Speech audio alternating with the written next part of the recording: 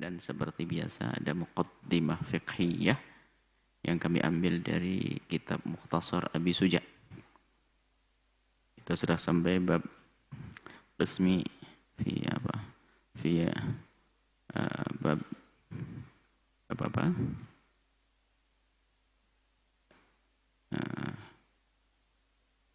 Qasmi sadaqati. Pembagian.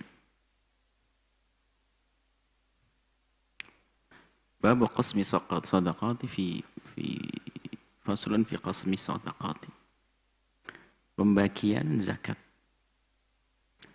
Berkata Imam Abu Suja rahimahullahu ta'ala, nafa'ana Allahu bihi wa bi ulumihi wa bi ulumi masyayikhihi wa talamidatihi fid dharaini amin. Sampai kepada bab faslun fi qasami sadaqati.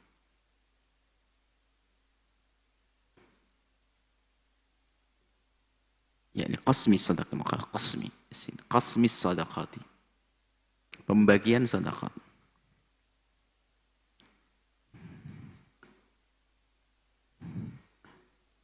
Bisa fi qismi,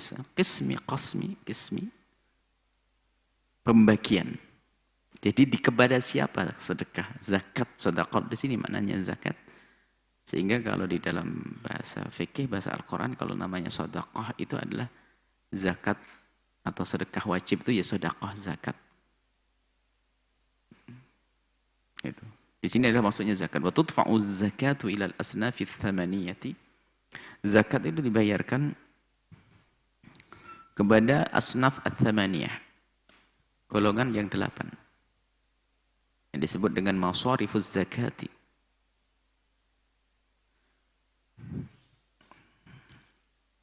Alladzina, yang mereka itu dzakarahumullahu, yang dzakarahum telah menyebutkan kepada mereka. Siapa yang menyebutkan? Allahu, Allah Ta'ala Maha Tinggi Allah, fi kitabihi, di dalam kitabnya Al-Aziz yang mulia, bunyinya innamas sadaqatu lil fuqara'i wal masakin wal 'amilina 'alaiha wal mu'allafati qulubuhum wa fir riqabi wal gharimina wa fi sabilillahi wa ibnis sabili faridatan minallahi wallahu alimun hakim. Pokoknya wallahu alim, Allah Maha tahu. Kalau ada kecurangan, Allah Maha tahu. Hakim, pembagian Allah itu sudah sangat bijak, enggak usah ragu-ragu. Jangan dilanggar. Dimulai dengan innama adatul hasri. Jangan diperlebar, hanya yang disebut saja harus perhatikan. Karena Allah Maha tahu. Kalau ada yang bohong, ada yang mulai main-main zakat, Allah Maha tahu. Hakim, Allah Maha bijak sudah. Apa yang Allah tentukan sudah paling istimewa. Jangan dibuka namanya lalu diperlebar kemana-mana sehingga yang berhak menjadi tidak mendapatkannya, yang tidak harus mendapatkannya menjadi mendapatkannya. Di dalam urusan zakat ada 3 penjahat. Pertama, orang wajib zakat tidak membayar zakat. Yang kedua, orang tidak boleh menerima zakat, dia ngaku-ngaku sehingga menerima zakat. Yang ketiga adalah orang bagi zakat tidak punya ilmu lalu salah membaginya. Tiga-tiganya adalah penjahat dalam zakat semua. Innamas sadaqatu lil fuqara, disebutkan. Al-fuqara al-masakin. Fuqara dalam madhab kita Imam Syafi'i, fuqara ini disebutkan yang pertama ini lebih parah daripada yang miskin, penjabarannya. Cuman dalam bahasa ini fakir miskin itu adalah 2 kalimat, jika dijejer berbeda, jika dijauhkan sama. Jadi kalau kita menyebut fakir saja maksudnya ya si miskin. Kalau kita sebut miskin saja fakir masuk. Tapi kalau kita sebut fakir miskin ada beda. Jika dijejer beda, jika dijauhkan jadi sama. Yaitu fakir miskin. Cuman detail maknanya adalah kalau fakir, fuqara itu parah. Misalnya kebutuhanmu tuh, kebutuhan kita itu 10.000 sehari. Dia mempunyai kurang dari separuh. Hanya 3.000, 4.000. Namanya fakir. Kalau miskin, perlunya 10.000, dia nggak mencukupi 10.000, tapi punya lebih dari separuh. Jadi yang lebih disebutkan pertama lebih parah. Kalau mazhab Hanafi dibalik. Jadi seperti itu. Yang jelas orang nggak mampu. Orang yang nggak cukup untuk kehidupannya. Biar nanti dibagi lagi adalah fakir amal, ada fakir mal. Ada orang nggak punya harta tapi punya kerjaan dan cukup. Ada orang nggak punya kerjaan tapi punya harta, diperkirakan sampai mati cukup enggak? Kalau lebih berarti dia kaya. Seperti itu. Sebagian mengatakan itu tidak dianggap, yang penting penghasilannya ada atau tidak. Kalau tidak ada yang dimakan berarti dia fakir. Atau tidak cukup maksudnya. Ada yang dimakan tapi tidak cukup. Cukupnya mencukup-cukupkan. Layaknya adalah 10.000 tapi dia bisa dengan 5.000 dicukup-cukupkan. Tapi nggak cukup. Kemudian setiap orang fakir itu adalah disesuaikan dengan yang di kiri kanannya. Jadi fakir di kota kadang beda dengan fakir di desa. Fakir di kota tidak seperti fakir di desa. Orang hidup di kota mungkin dengan gaji 1 juta pas-pasan. Tapi 1 juta di desa bisa bermacam-macam, beli macam-macam. Seperti itu. Berarti untuk mengetahui si fakir dilihat di lingkungan tersebut. Kalau dia tergolong orang yang tidak cukup, kurang, tidak bisa sama hidup seperti orang yang di kiri kanannya, dan selalu kurang. Kalau dia ngikuti orang di kiri kanannya, pasti dia berantakan atau enggak cukup, maka itu fakir. Sudah cukup. Dan miskin. Inna sadaqal fuqara wal masakin. Wal amilina 'alaiha. Wal amilina 'alaiha amil zakat. Amil zakat adalah orang yang bertugas untuk mengambil zakat dan membagi zakat. Yang dipilih yang mewakili hakim atau pemerintah yang sah. Jadi kalau tidak ditentukan oleh pemerintah tidak disebut sebagai amil. Bolehlah menjadi wakil pembagi zakat, tapi tidak menjadi amil. Amil zakat. Nggak boleh seenaknya kita buat amil-amilan. Yang pertama, amil-amilan tidak boleh dibuat asal. Harus restu dari pemerintah yang sah. Sebab kalau ini tidak diatur oleh pemerintah yang sah, semuanya membuat amil-amilan. Sehingga karena amilnya dia buat semaunya sendiri, ya pegawainya pun dia pamannya, ponakannya, ini rupanya bikin pekerjaan baru, dia proyek baru setiap. Nah, ini kan bahaya sekali. Padahal perlunya hanya perlu 5 karyawan, dia mendatangkan 15 karyawan. Kenapa? Biar ponakannya masuk. Ini jahat lagi sama orang fakir. Maka negara yang mengira-ngira butuh berapa orang yang bekerja di dalamnya.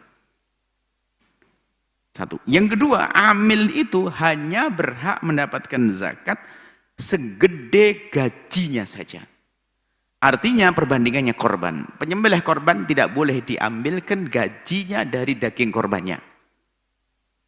Gitu. Tapi kalau ambil zakat boleh diambilkan gajinya dari zakat. Itu biar tahu perbandingannya. Jadi amil zakat itu boleh diberi zakat, bila diberi dari zakat, biarpun dia kaya raya, tapi diperkirakan sekedar ujratul mithli. Orang seperti itu digaji berapa sih? Kalau tenaganya sehari 100.000, 100.000, jangan seenaknya. Makanya amil-amilan ini kalau tidak dipantau bahaya. Dia itu harga tenaganya sehari 100.000, karena yang mengatur pamannya, ketua panitia zakatnya pamannya, langsung dia 200.000. Ini ngaco namanya.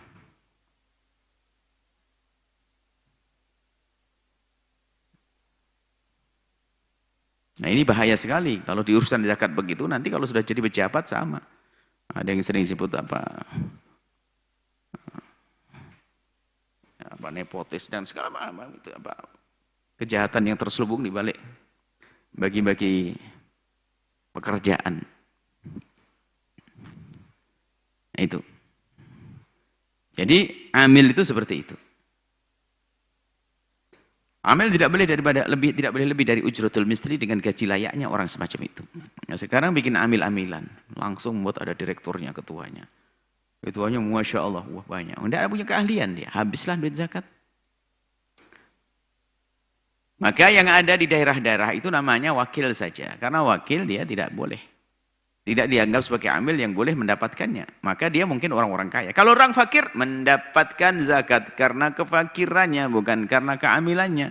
Kalau Anda kaya ngurusi zakat, maka Anda tidak mendapatkannya karena Anda bukan amil. Dan untuk apa juga Anda sudah kaya, kok tamak banget nih sudah kaya masih mengharap zakat. Wal mu'allafati qulubuhum. Orang yang dilembutkan hatinya karena dia baru masuk Islam. Ini disesuaikan dengan keadaannya. Ada orang mu'alaf selamanya, ini gimana nih? Bisa saja mu'alaf itu 6 bulan karena lingkungan mendidik. Bahkan mungkin 1 bulan bisa selesai.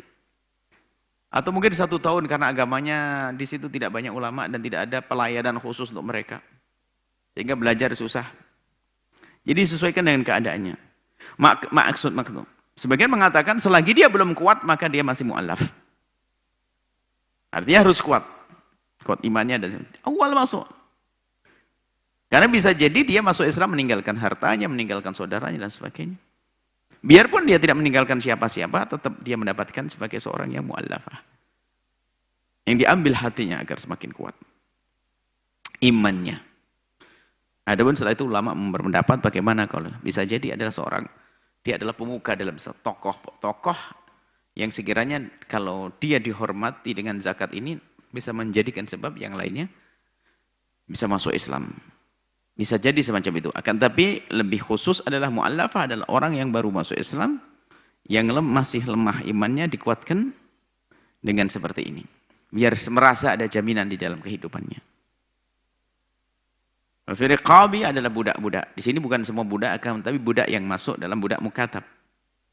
Budak mukatab itu adalah budak yang sudah ada perjanjian dengan tuannya untuk memerdekakan dirinya dengan menebus dirinya, dan budak tersebut diberi kesempatan oleh tuannya untuk bekerja mengumpulkan uang. Jadi budak itu kalau bekerja duitnya adalah untuk tuannya, semuanya begitu. Karena dia budak. Tapi kalau mukatab sudah ada perjanjian, seorang tuan mengatakan kepada budaknya, "Hei budakku, aku beri engkau kebebasan untuk memerdekakan dirimu, maka sekarang aku lepas kau kerja." Dia kerja cari duit ngumpulin, suruh nebus 100 juta. Sehari dapat ini, sebulan dapat juta, dapat 20 juta. Enggak tuntas 80 juta. Akhirnya apa? Datang ke badan ambil zakat. Saya ingin membebaskan diri saya, boleh dikasih dari duit zakat. Itu indahnya Islam membebaskan perbudakan. Banyak kejadian-kejadian pelanggaran hukumannya adalah memerdekakan budak. Itu raqabatin mu'minatin dan seterusnya. Dalam upaya membebaskan, menghapus perbudakan. Ini riqab yang dimaksud adalah budak mukatab saja, dan ini hanya sekedar cerita. Di hari ini sudah nggak ada budak. Wal-gharimina adalah orang yang punya hutang.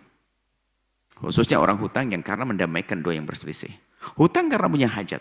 Bermacam-macam hutang punya hajat. Punya hajat hutang, dan hutangnya adalah dengan hutang dengan cara yang halal. Bukan hutang untuk yang haram, mohon maaf. Kalau tujuan yang hutang yang haram nggak boleh ditolong. Hutang, punya hutang. Gharim. Siapa yang punya hutang berhak dia mendapatkan dari sisi ini. Hutang beneran, bukan? Bukan hutang main-main biar dapat zakat. Lagi pembagian zakat langsung dia pinjam, langsung laporan ini hutang saya. Nah, ini Allah Maha tahu kalau dia pengen melarat beneran tuh manusia nanti. Wa fi sabilillah. Dan orang yang berada fi sabilillah di jalan Allah, para ulama sepakat 4 mazhab enggak ada beda dalam hal ini. Fi sabilillah adalah orang yang di medan laga. Orang yang berperang di jalan Allah, fisabilillah. Orang yang berjuang, berperang di jalan Allah yang tidak ditulis namanya fi diwanil murtaziqati, yakni yang tidak dicatat sebagai tentara yang bergaji. Maka ini loh dari fisabilillah ini kok dibuka di pintu ayat permulaan ayat saja innama pakai hasr adatul hasr. Cuman ketemu fisabilillah diperlebar. Fisabilillah untuk bangun masjid, bangun pesantren, bangun ini. Wah, ini bahaya banget ini. 4 mazhab tidak memperkenankan. Untuk masalih amah. 4 mazhab. Bukan omongan saya, bukan. Lacak 4 mazhab tidak memperkenankan. Fisabilillah hanya orang yang jihad di jalan Allah. Jihad di jalan Allah yang berperang, itu pun tidak semuanya. Tapi mereka yang tidak mendapatkan gaji. 4 mazhab semuanya. Ada tambahnya mazhab Hambali adalah orang naik haji tentunya dengan ketentuan-ketentuannya. Ini kok tiba-tiba dibuka untuk macam-macam. Guru tidak mendapatkannya. Penuntut ilmu nggak boleh. Nggak boleh menuntut ilmu. Kecuali dia fakir, bilang aja fakir. Guru fakir lebih berhak dari yang lainnya.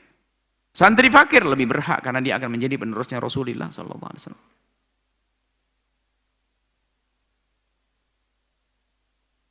Ini ulama 4 madhab, para mujtahidin sudah menentukan semacam itu. Ada di akhir zaman yang mengatakan jihad kan macam-macam modelnya. Zaman sekarang jihad kita sudah zuhul fikri, zuhud pemikiran. Zihuzbah orang pemikiran, maka karena dari itu kita bagi penuntut ilmu termasuk ini adalah di dalam rangka mewujudkan pasukan-pasukan di dalam perang pemikiran, maka boleh terima zakat. Enggak dibenarkan. Kenapa? Zaman dulu pertentangan perang pemikiran lebih dahsyat lagi. Ahli sunnah wal jamaah dengan Mu'tazilah. Yang dahsyat, yang punya negara waktu itu Abbasiyah, adalah Abbasiyah. Tetap ulama fatwanya enggak berubah kok. Lebih dahsyat dari zaman itu, pemikiran Mu'tazilah menguasai negara didaya, negara perkasa, Daulah Abbasiyah. Selama 800 abad, bayangkan. 800 tahun, 8 abad.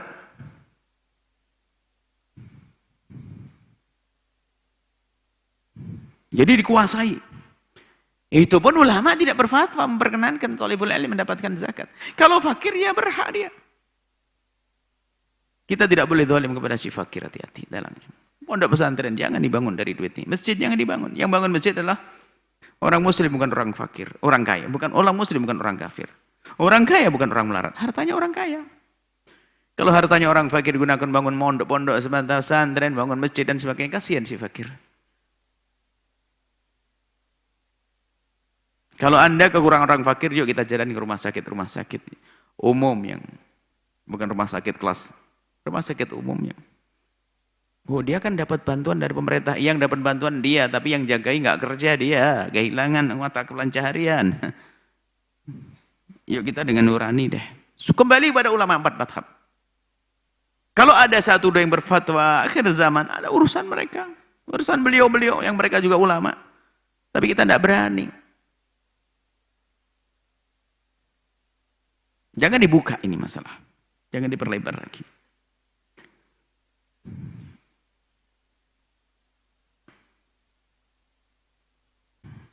Wabnis sabili, dan anak jalan itu maksudnya bukan anak jalanan. Maksudnya orang yang terhenti, terputus di tengah jalan, bekalnya habis. Biarpun dia orang kaya. Nggak tahu kebayang itu zaman dulu kali ya. Sekarang kan zaman ATM, zaman segala macam. Ibaratnya orang berangkat dari Surabaya mau ke Jakarta. Naik sepeda atau apa begitu, bekalnya kan nggak ada transfer dulu. Dicangkleng begitu, jatuh, hilang. Waduh, gimana? Dia boleh nerima zakat, datang ke ambil zakat, minta zakat, tapi hanya sekedar dia untuk sampai kepada tujuannya kalau dia kaya. Kalau dia fakir, boleh dia mengambil sampai tujuannya plus, dia fakir kok. Sampai ini dulu, insya Allah kita lanjutkan nanti pembagiannya berapa orang dan siapa yang tidak boleh nerima zakat, kita jelaskan nanti. Orang-orang yang tidak boleh nerima zakat dari biarpun dia fakir. Kita sebutkan Banu Hashim, Banu Muthalib, kita jelaskan sedikit tentang hal itu insya Allah pada pertemuan yang akan datang. Baik.